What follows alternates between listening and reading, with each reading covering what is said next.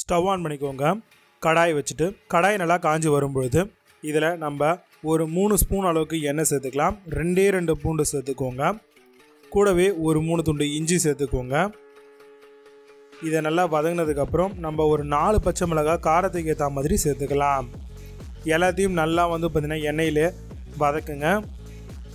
வதங்கின உடனே இதில் நம்ம சின்ன வெங்காயம் ஒரு கை நிறைய எடுத்து சேர்த்துக்கலாம்.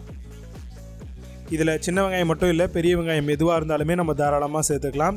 குவான்டிட்டி ஏற்ற மாதிரி நம்ம இதை சேர்த்துக்கிற மாதிரி இருக்கும். ஸ்டவ் இப்போ ஆஃப் பண்ணிக்கோங்க. நல்லா வதங்கினதுக்கப்புறம் இப்போ இது நல்லாவே ஆறட்டும்.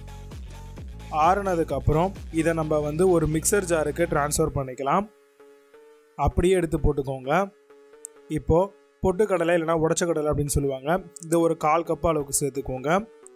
சேர்த்துட்டு இதுக்கு கூடவே ஒரு 1/4 ஸ்பூன் அளவுக்கு தேவையான உப்பு சேர்த்துக்கலாம். இப்போ ஜாரை க்ளோஸ் பண்ணிவிட்டு நல்லா பார்த்திங்க அப்படின்னா இதை பேஸ்ட்டாக நம்ம அரைக்கணுங்க.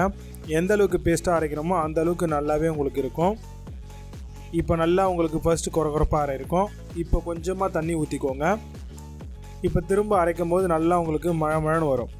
ஸோ இப்போ நல்லாவே பார்த்திங்க அப்படின்னா நம்ம இதை அரைச்சிட்டோங்க. அரைச்சது பார்த்திங்கன்னா இந்த அளவுக்கு இருக்கும். இப்போ ஸ்டவ் ஆன் பண்ணி கடாயை வச்சுக்கோங்க. கடாய் நல்லா காஞ்சிட்டு இருக்கும் போதே ஏற்கனவே அதில் கொஞ்சம் எண்ணெய் இருந்தது வதக்கணும் இல்லையா, அது கூடவே இன்னும் கொஞ்சம் எண்ணெயை சேர்த்துக்கோங்க. இப்போ ஒரு 1/2 ஸ்பூன் அளவுக்கு கடுகு சேர்த்துக்கலாம். கடுகு நல்லா புரிஞ்சு வரக்கூடிய இந்த டைம்லேயே நம்ம கருவேப்பிலை ஒரு 2 கொத்து இனிக்கி சேர்த்துக்கோங்க. சேர்த்துட்டு எண்ணெயிலே எல்லாத்தையுமே நல்லா பார்த்திங்கன்னா பொரிய விடுங்க. இப்போது நம்ம அரைச்சி வச்சுருக்கக்கூடிய அந்த சட்னி அப்படியே எண்ணெயில் சேர்த்துக்கோங்க. இந்த டைமில் நீங்கள் ஸ்டவ் ஆஃப் பண்ணிவிட்டு சேர்க்குறது ரொம்ப ரொம்ப இம்பார்ட்டன்ட், இல்லைனா கட்டிப்பட்டுரும். ஸோ இப்போது உங்களுக்கு பார்த்திங்க அப்படின்னா தேவையான அளவுக்கு தண்ணியும் சேர்த்துக்கோங்க.